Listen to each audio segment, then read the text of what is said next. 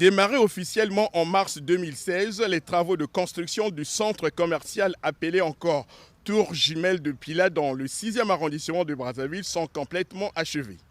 Pour se faire une idée nette de la réalisation de ce projet qui rentre dans le cadre du partenariat économique entre la Chine et le Congo, le président de la République, Denis Sassou Nguesso, s'est rendu sur le chantier ce 26 septembre 2023 où il a été accueilli par le Premier ministre Anatole Koliné-Makosso et les membres du gouvernement.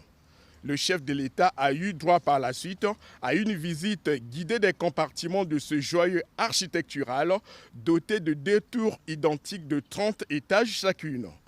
La première tour est réservée à un hôtel d'une capacité de 128 chambres standards, parmi lesquelles 48 suites, des salles de conférence, de banquets et des restaurants. La seconde, quant à elle, abrite exclusivement les bureaux à usage commercial. Partout où il est passé, le chef de l'État, en compagnie du Premier ministre et du ministre de l'Aménagement du Territoire, des Infrastructures et de l'Entretien routier, Jean-Jacques Bouya, a su apprécier la qualité du travail titanesque abattu par la société chinoise en charge des travaux. Vous voyez, ces réalisations sont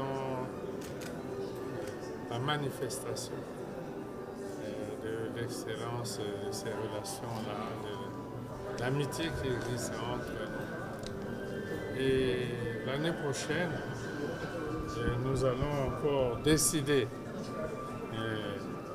d'une autre gamme de projets de coopération et nous irons de l'avant. Donc, en visitant cette réalisation, je voudrais féliciter les dirigeants de l'entreprise, les ingénieurs, tous les travailleurs qui ont réalisé cette œuvre magnifique qui symbolise bien la force, la beauté et qui donne un signal très fort sur l'avenir des relations entre nos deux pays et nous allons magnifier cela l'année prochaine.